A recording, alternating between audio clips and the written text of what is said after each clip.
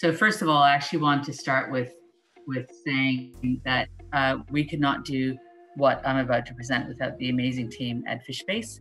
And I'm sure that I don't have all the members on my list, but effectively we had a grant from the Minderoo Foundation about 1.5 years ago to say, hey, let's make video-based data free, accessible, open, so that everybody can use them. And this is a team that's been wonderful to help us do that. So this talk is about BRUVS, Baited Remote Underwater Video Systems. And for those of you who aren't familiar with them, this is a BRUVS.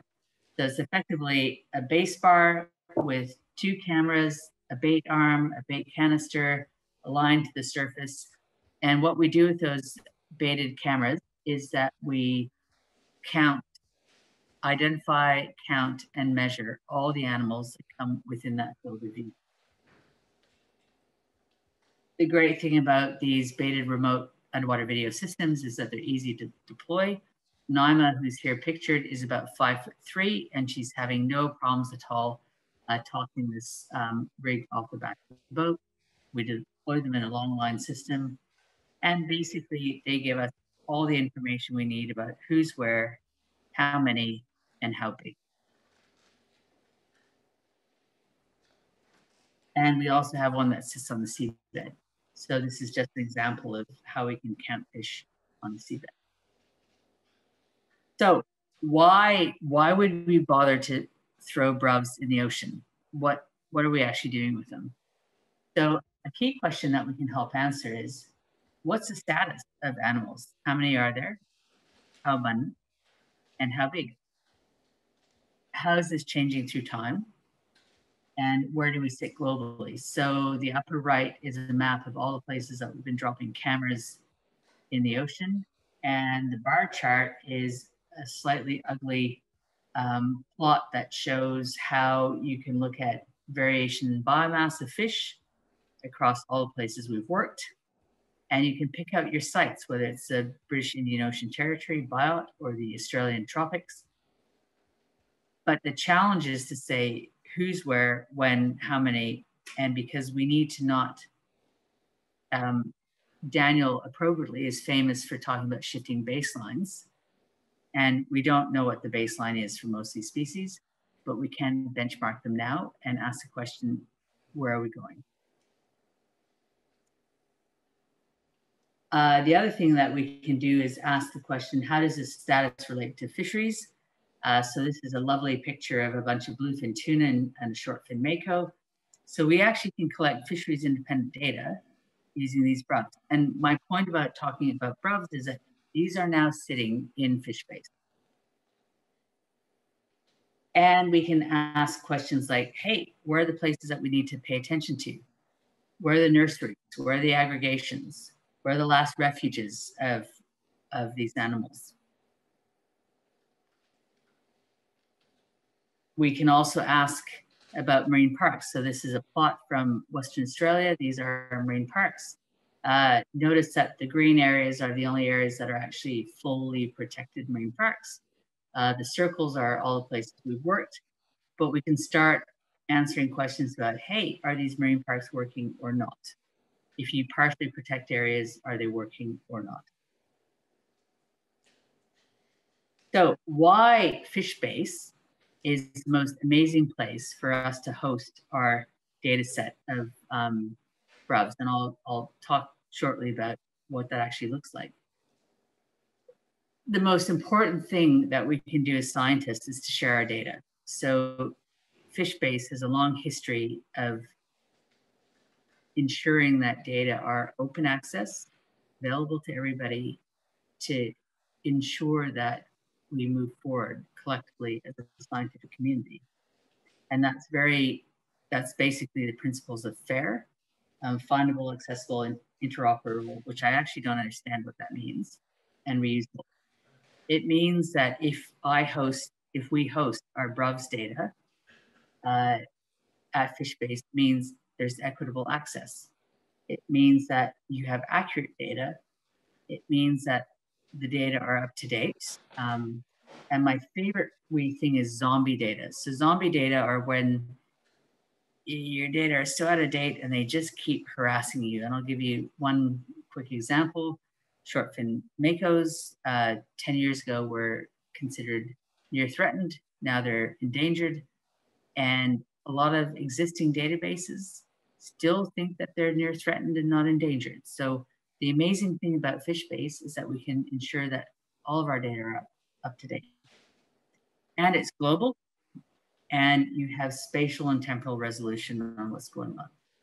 And I could list a long other reasons why FishBase is the most amazing place to host beta remote underwater video systems.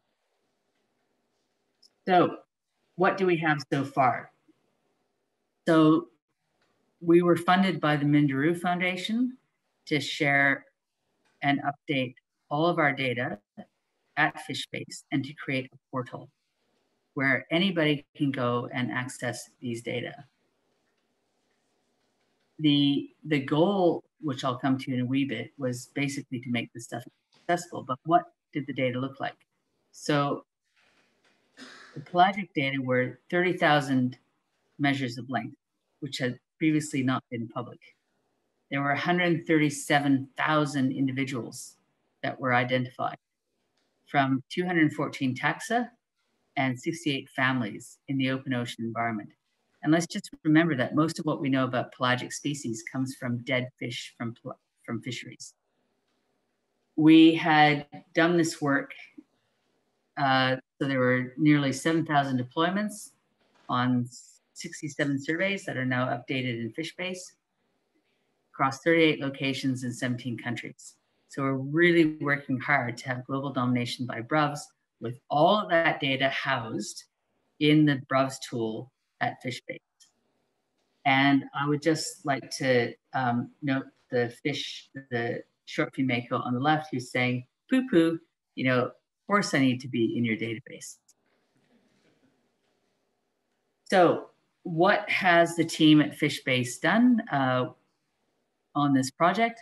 We basically created a FishBase BRUVS tool. And so you can go into that. If you go on the front page of FishBase, you can go into information by family, and there's a BRUVS dot. And if you can hit that, you can get all of our data by family. You can go by country. And if you go down there on the tools, you can access the BRUVS data by country. All those 150,000 records. You can go through tools and access the data. And you can do it by species. So if you have a particular interest in one species, you can log that in and you can pick the BRUVS tool all the way on the bottom to say, hey, what can I know about this species? So if you look at this one, my favorite short fin makos, you get the Aquamap and you can then pick up all the data on it.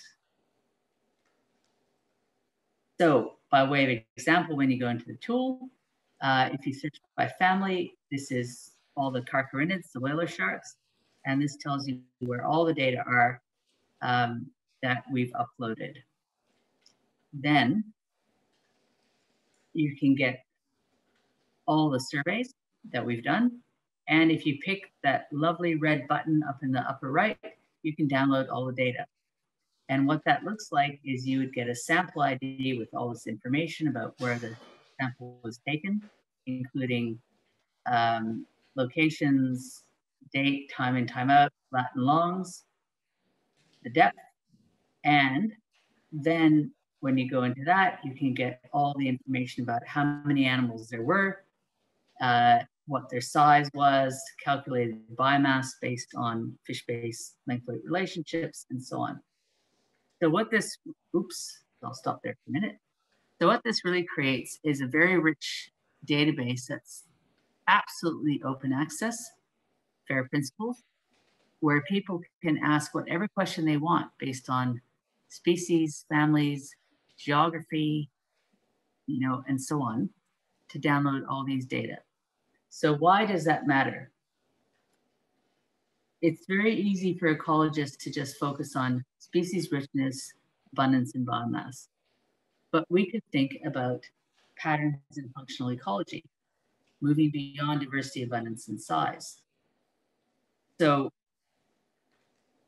this is an example from 2 of our locations where what we've done is said, hey, what's the trophic level of all these species? And those trophic levels were extracted from FishBase. And what we find is some locations, the one on the left, are heavily weighted by high trophic level species over 4 predators. And other locations, not so much, and they have lower level trophic species. So we can start thinking about what's a common currency. How do we characterize locations around the world in terms of their functional ecology, such as who's eating who? We can link with Aquamaps, which I think is one of the most amazing things on FishBase. So we can ask the question, where did we see animals, and are they in places where they ought to be? So the background map is a predicted occurrence of, again, my favorite species, short-fin makos, and you can see where we saw them. And greens are juveniles and reds are adults. So the good news is that we're not seeing them where we shouldn't see them. But the bad news is there's a lot of places where we should see them and there are none. And that's a function of how we're reconstructing our oceans in not a good way. So we can combine these 2 data sets now that they're all in the same space to ask these questions. We can look at hotspots of threatened species. So one of the other great things that FishBase does is it deep sources the IUCN red list for each species. And what we've done here is calculate the percentage of biomass at each of our locations by red list category. And so the red is the proportion of biomass that's threatened species. That's pretty depressing because it's, on average about 50%. The yellow is we have no clue what's going on, and the green is that we're pretty sure they're of least concern. My point on this graph is that there are some places that are terrible on the left, lots of threatened biomass, and there's some places on the right that aren't doing so badly. So where do we put our conservation efforts? So again, by combining the data that we've got in FishBase with these surveys, anybody can generate these kind of graphs. So all of that data was around our midwater open ocean BRUVS, because open ocean species are amongst the least understood, tunas, sharks, and so on. But I'd just like to flag that we've also got a wonderful set of data for seabed BRUVS with 875,000 animals that we're going to upload as we go forward. So this is just a flag to say that the opportunity that FishBase provides is to get all of these BRUVS data from everybody's surveys, midwater, seabeds, all these species, to go forward and make sure that all of this information is publicly available, which, hat off to Rainer and Daniel. That was their very early commitment that going forward on oceans means that everybody has access to data. Finally, this is just a horrible, ugly graphic. Don't try to read it, but what we do with the BRUVS data is provide infographics and summaries to government and other managers so that they can make better decisions about how they want to manage their oceans. And that's la fin. Thank you. Happy to take any questions.